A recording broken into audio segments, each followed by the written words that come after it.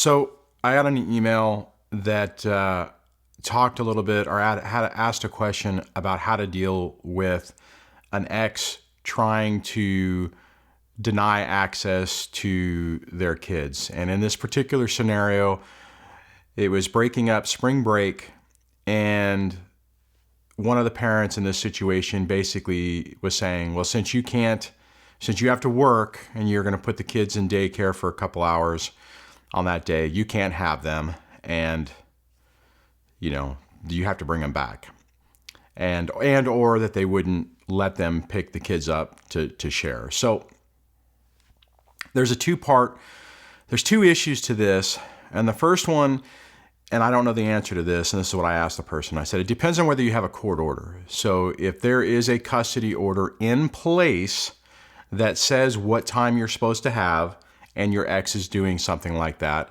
then there are a couple of different things you can do. Now, one of them is a bluff, and this is what I did in a situation in the past, which I've talked about, so I'm not going to go into that again. But that's where you basically say, look, we're going to follow the court order. The court order says, I get the kids on these days. You don't get to arbitrarily decide. This has already been determined.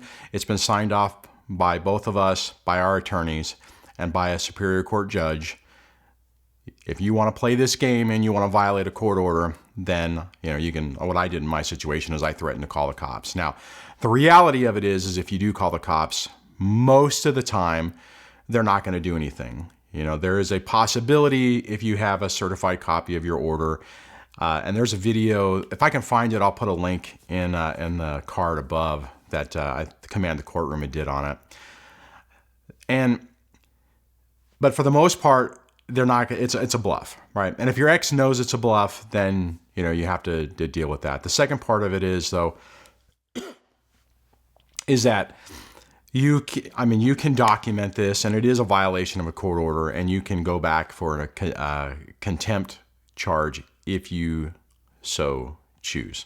The other part about this is if it isn't a court order and there is no real guidance, then you're kind of hosed because there's nothing to enforce. People can just make arbitrary decisions and you're kind of stuck with it. Now, the advice that I offered to this person is to take a step back and think about how a toxic, narcissistic ex behaves and acts. We all know that all of their actions are basically focused on them controlling and manipulating the environment and creating as much drama as they possibly can. With that being the case, you can use that to your advantage sometimes to basically get the outcome that you want and affect change that you want in spite of a very complex, difficult situation. So what do I mean by that? What I mean is that what I would do in that situation is I would basically go back to the ex and say, okay, hey, not a problem. That works out better for me. It was expensive to secure daycare for just a couple hours. I have to work anyways. It's no big deal. Great. This actually works out better for me.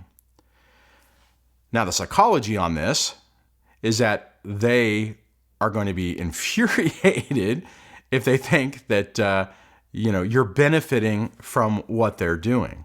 Now, that's not to say that if you tried that it's going to, that they're going to turn around and say, no, never mind, you're responsible and you have to take the kids.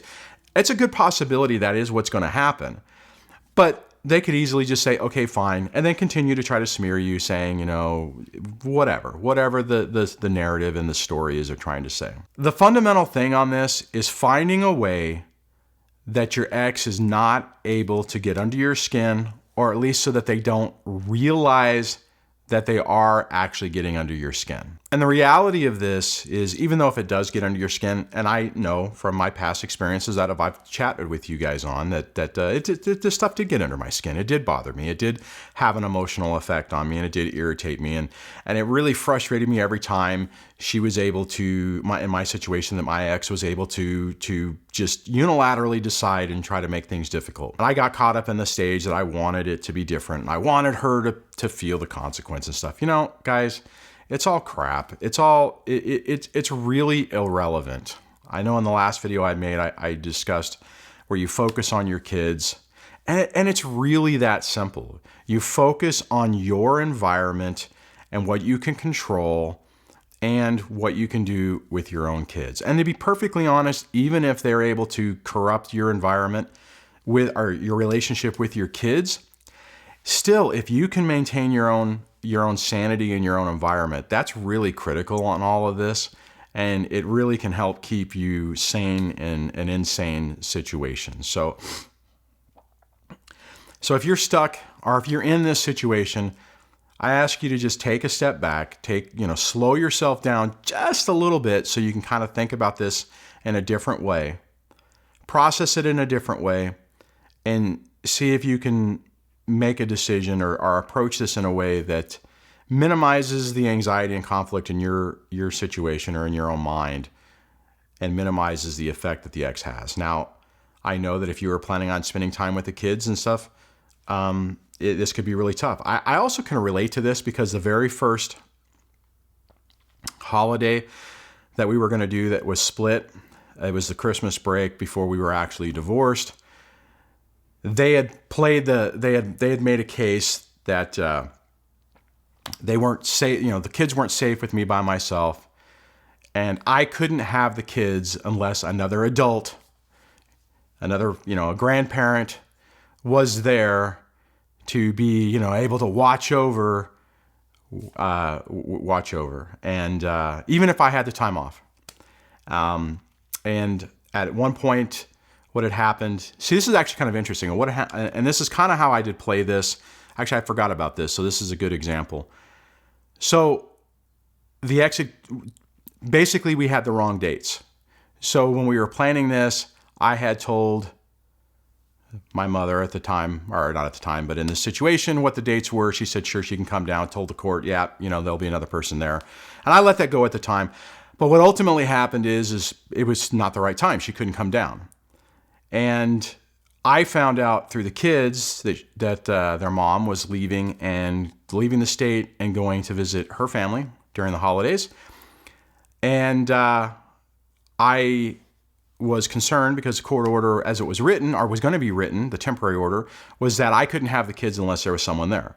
So I asked to have that changed. Her attorney, my ex's attorney, was like, nope, if you can't have another responsible adult there, you can't have the kids and you can't have them. And I'm like, it really irritated me at the time, but I was like, you know what, fine. And actually what ended up happening on this is my attorney was like, no, you want her to let you have the kids. Because I was going to basically say, look, okay, fine, I'll wait until the very last minute and say, oh, sorry, I can't get the time off. My mom can't come down, so legally I can't have the kids according to this court order. So guess what? You can't leave. And the ex freaked out about that and quickly got that issue resolved. So that's the thing. Remember, or try to focus on what is their motivation? What are they trying to accomplish? What is their source of supply on this? And see if you can use that to your advantage. And if if it's one of those things where they are just going to be a butt and potentially violate a court order, document it, and then try to spin it to where you're like, oh man, this works so great for me, like what I was just talking about. I mean, in that situation, you just turn around and go, oh, okay, what the example I was using with the person who wrote the comment is saying, oh, you know what, that's great. I don't have the vacation, so I don't have to take leave without pay. I don't have to pay for the daycare. Wow, this really worked out well for me. Cool, I get to see him on the day that I'm off, our kids on the day I'm off. That's awesome, great, this worked out, man, woof, I dodged a bullet on that one.